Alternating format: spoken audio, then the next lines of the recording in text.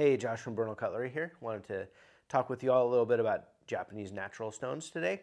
I really love sharpening with these and think that a lot of people could benefit from including these into their sharpening, especially if you're using handmade Japanese knives in your kitchen. I don't think they're as complicated as it can seem, and I think with a few techniques and a few bits of understanding of them, they're not that hard to use. So let's check it out. All right. So one thing to note, Japanese natural finishing stones, or tenon toishi, will come in different hardnesses and finenesses.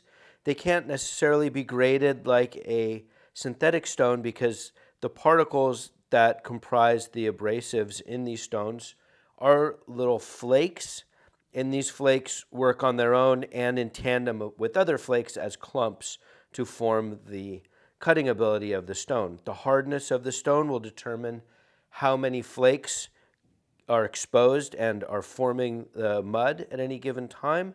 The fineness of these flakes can also determine the fineness of the stone. So quite often with natural stones, you can grade a stone to cut in several different ways depending on how you manage your water and your pressure.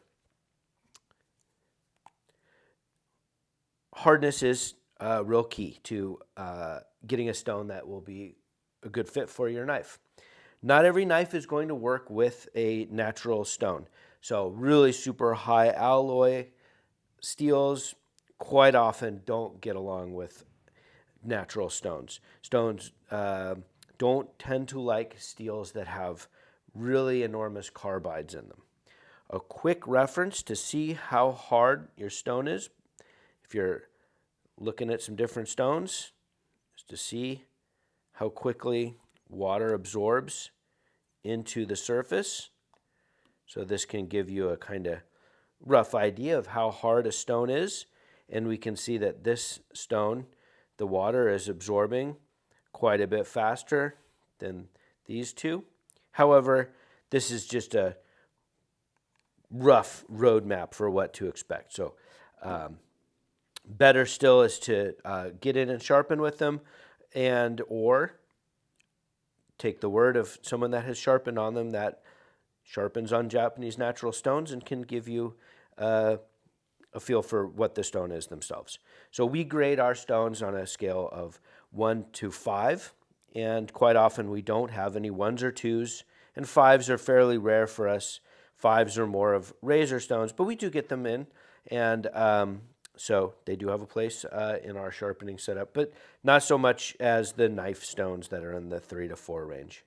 So let's get started with a softer stone, and this will show us a good general technique for working with natural stones. So I like to test with knives that I really know, and I've been using this Mutsumi Hinoura Shirogami 2 for quite a while. Nakagawa Blue 2. I've been sharpening this steel for many, many years, and I feel like I have a good understanding for it. Zeroing out one of the variables of the knife is important to understanding your stone a little better. I like to have water in a sponge as well as a dropper. And the dropper will give us a more controlled, small application of water. And to start with, I'm going to use large strokes with a fair amount of pressure. This would be real analogous to how you would use a synthetic stone. Now, this is not always the technique that we want to employ with natural stones, but with this particular stone, it's soft and it allows us to work like that. I typically will start when I'm assessing stones by doing some work just like that to see if it gets along with it. And we can see here that we've raised some mud right away. There's some slurry in there as well. There's some swarf in there as well, and that's the material from the knife that came up. So a little bit of gray. Let's get a little more water here. And yes, this is a pretty soft stone. And I would grade this at about a level 3.5 or so, 3.5. This is a real smooth, easy going stone. This is a shobudani. Quite a number of shobudani are like this. There's some harder shobudani as well. And these are old stones. So these were quarried in the 60s most likely. The Nagaras that these come from, the same batch of stones, were mined in the 60s or wrapped in paper from 1969. So these haven't been quarried from shobudani for many decades, and they're newly cut for us, and they have a lacquer applied to the sides. This is great for keeping them from delaminating. So a soft stone like this is a great stone for a first stone. It's super forgiving of technique, so I'm pushing kind of hard, but it's not streaking or screaming at me that it doesn't like to be treated like that. And this is going to have a nice kind of mellow tone to it. This would be a very cloudy kind of tone. Now, what gives natural stone finishes this look is the fact that the grit is not homogeneous in here. So we have little clumps. We have some flakes that are breaking apart, clumps of flakes, and not every scratch is the exact same depth. So the effect is a kind of cloudy, mixed scratch surface. And that's what gives natural stones their cloudy or kasumi look. There is also a, beyond the beauty of this finish, this is going to give us a little bit of an irregular sawtooth pattern on the edge, which will give us a little bit of extra bite. And there is a thought that this extends the cutting power of the knife, in that on a very even sawtooth pattern, all of the little teeth will wear at the same time, but on an uneven sawtooth pattern where we have kind of wavy and scratched thing, if you imagine what a shark tooth looks like, then we're going to be wearing each of the little points at different times so that there's a sharp little point from the end of a scratch available for cutting for a longer period of time. Okay, so after using this stone with a little bit of pressure and a little bit more water, let's try something a little different. And we're going to use a little bit of this spent mud, a little bit dry, with very light pressure and very small strokes. So we're essentially just hydroplaning on this kind of tacky, dryish slurry. Super light pressure. And let's see if that changes the finish at all.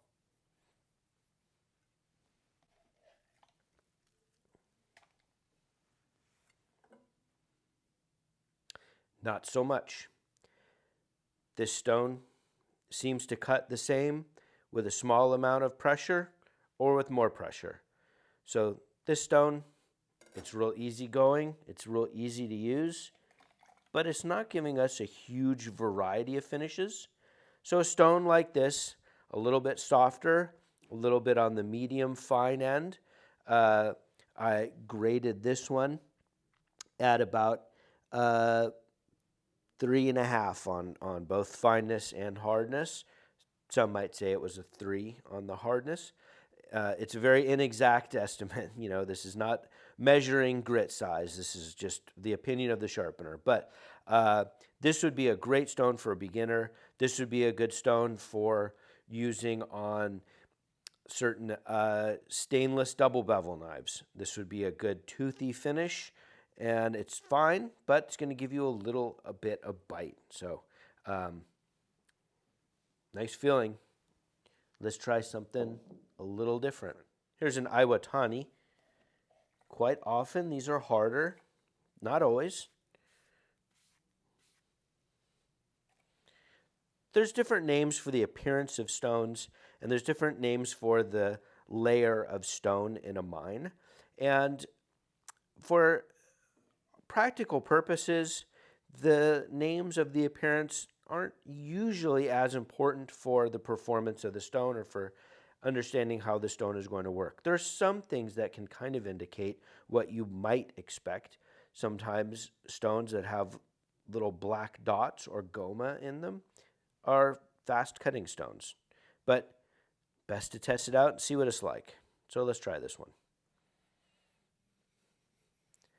I'm starting with a lot of pressure and a larger, longer stroke, something that you might use on a synthetic stone. And here we can see that we're getting some metal up off of the knife, but not a lot of mud is being generated. This is quite a bit harder than the last Shobudani. And looking at the finish, it's looking brighter, but a little bit streaky. So I don't think this knife particularly likes being treated like this on this stone. This stone doesn't want to work in this fashion. So let's try something a little bit different. Let's try this Nagara. This is going to form a little bit of mud that the stone was not providing on its own. And this should help. I'm going to add a drop of water. And now let's see how it's cutting. It sounds different. It feels different. It's not as hard and scratchy feeling. And I'm getting a little bit more metal coming up onto the surface of the stone. I still don't think that this needs to be used really hard. The stone doesn't want to be pushed on a lot. But here, I'm doing a semi-large stroke and a bit of pressure for a stone like this. And let's see how this one goes.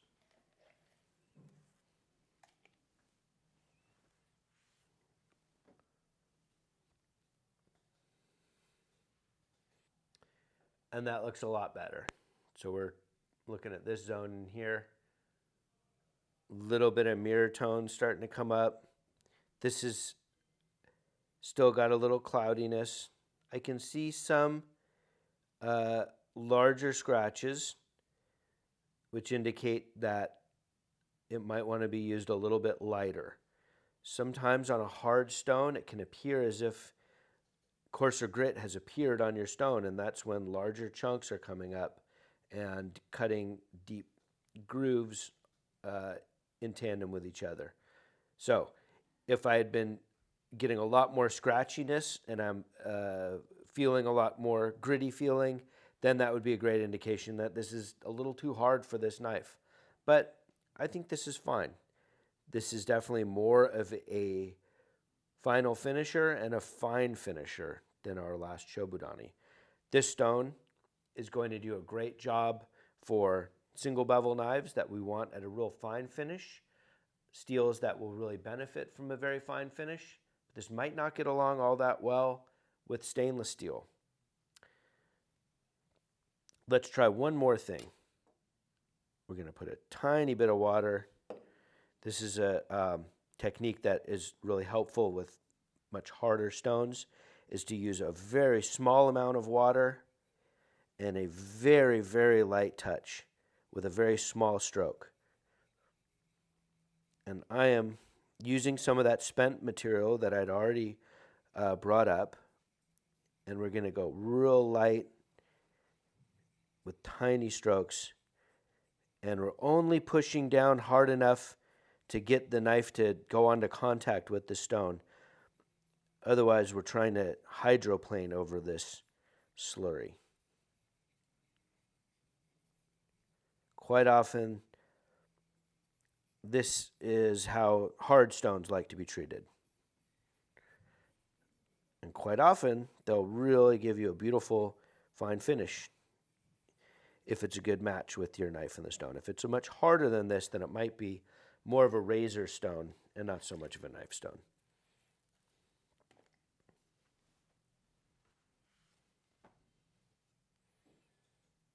And this is a nice finish for this blue number 2. Some blue steels don't get along with these type of hard stones. The steel is a bit easier to work with harder Japanese stones. And yeah, nice kind of sub-mirror finish here. The contrast that we get between the cladding and the core uh, is nice. You know, it's an aesthetic concern, but this hazy finish will provide a little bit of extra food release as well. So it does have a practical function also.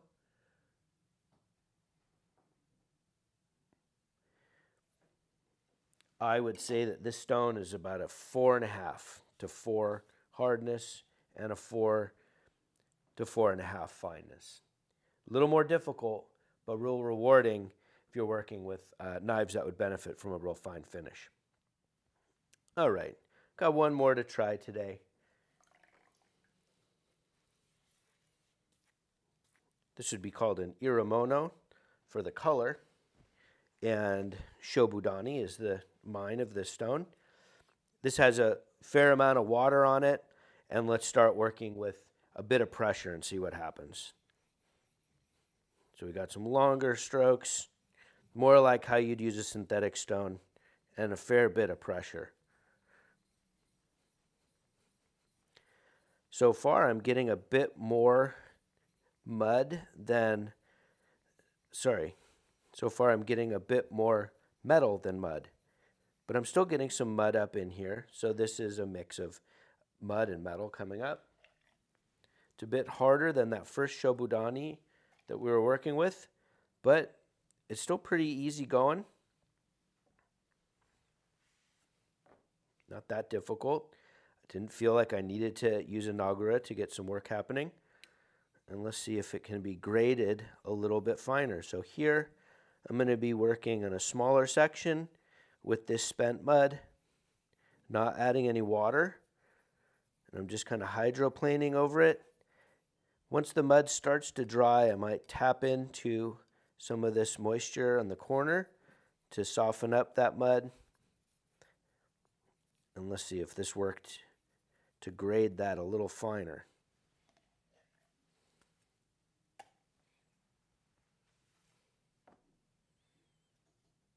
And it did brighten it up. So this stone is one that can be graded. That is, the cutting of the stone with a lot of water and pressure is a little different than the cutting ability of the stone with less water and pressure on a little small area. I do like to use a couple different steels. If we're getting real obsessive about it, this can, kind of help us ascertain if one steel is quite a bit different than another.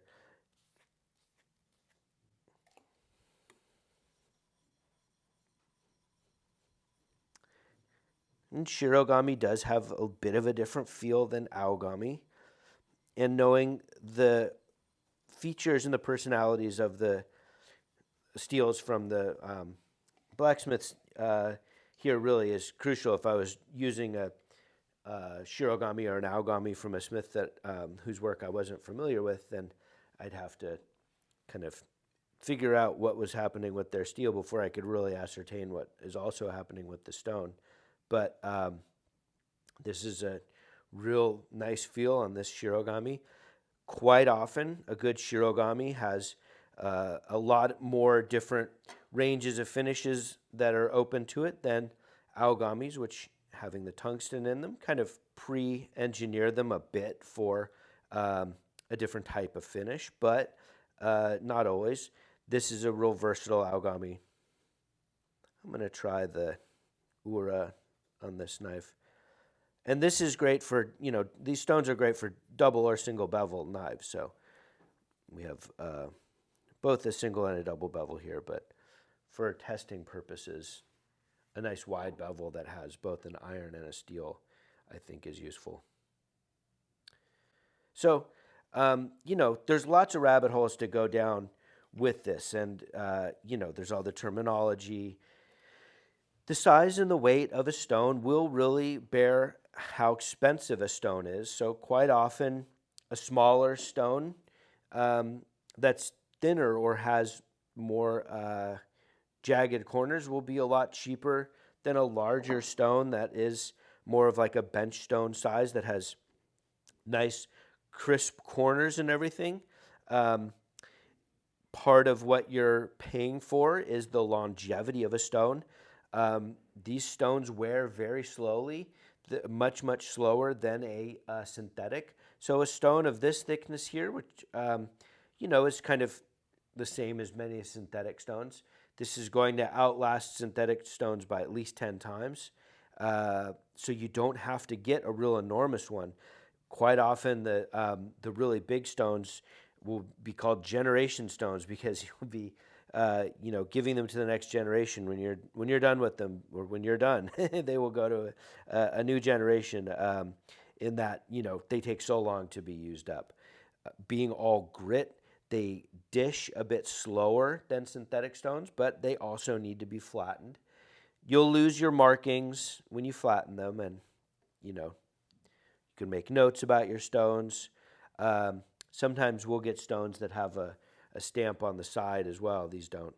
Some things to look for, and things that we will also look for when we're pricing and grading stones will be, we'll look for potential flaws down the road. So this stone does have this seam running down most of it. So this is a crack, which is going in the bedding layers and doesn't go through here, but it's going through here. At some point, this might need to get glued back together. This would be a great reason for having this lacquer on the sides. Not having water get into this crack here will keep this stone from coming apart quite as quickly. And it might not come apart at all if it's treated properly. There's a little bit of difference in opinion about soaking these, but it's generally recommended not to soak them. Soaking for anything longer than 5 minutes can encourage the stone to delaminate. Having the stone hydrated before you start working with it, especially if it's a bit softer, can be really helpful though. So if you have a couple minutes beforehand, maybe applying a couple swabs of water like this can help before you get started. After you flatten, whether you have a hard or a soft stone, it is good to have either a nagura or a tomo nagura. This is a piece of this. If it was a true a tomo nagura, this would be an offcut. We call these tomo-ish because they're not from the exact same stones. But the idea is you can use it to smooth the surface of the stone and to start a little slurry. But after you've flattened this and the stone is grooved, use either a tomo nagura or a natural nagura to smooth the surface of your stone so that you get a nice smooth working surface. Nagura can also benefit hard stones that have gotten a bit glazed. So some hard stones like this one, after you've used them for a while, the surface can get a little bit slick, and this will help to roughen up that surface and get the stone cutting a little bit more effectively again. Having a little bit of this mud while you're working really is crucial though. So if you plan on using a harder stone, having a nagura is really handy. Don't use synthetic stones with your natural stones. We don't want to mix those two grits. The synthetic grit is quite different than the natural grit.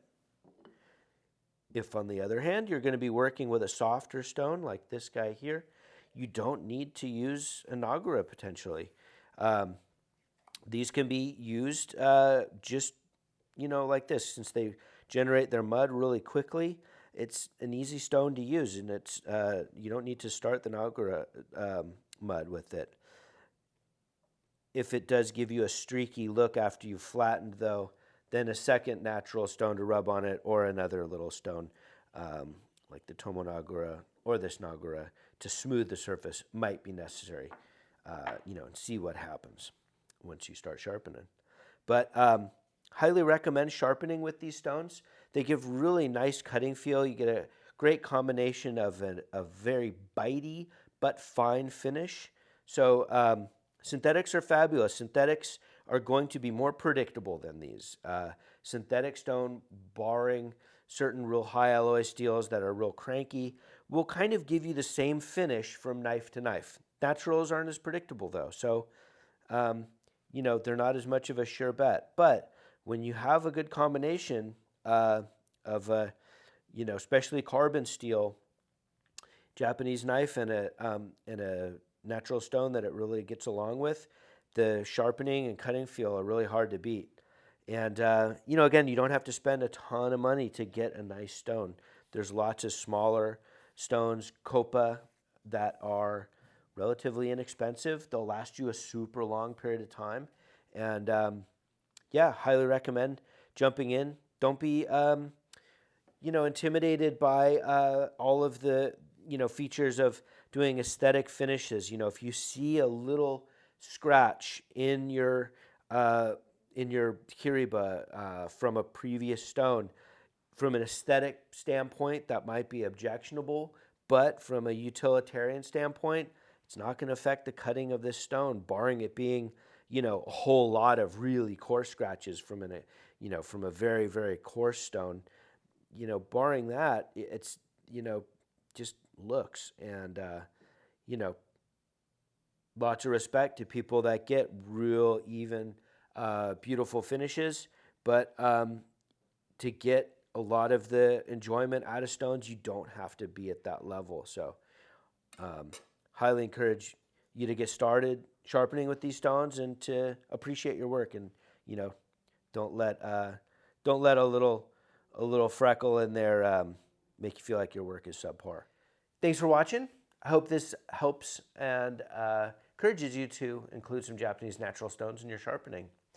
If you have any questions, hit us up. And, of course, there's no substitute for practice, so get sharpening. All right, thanks again. Bye.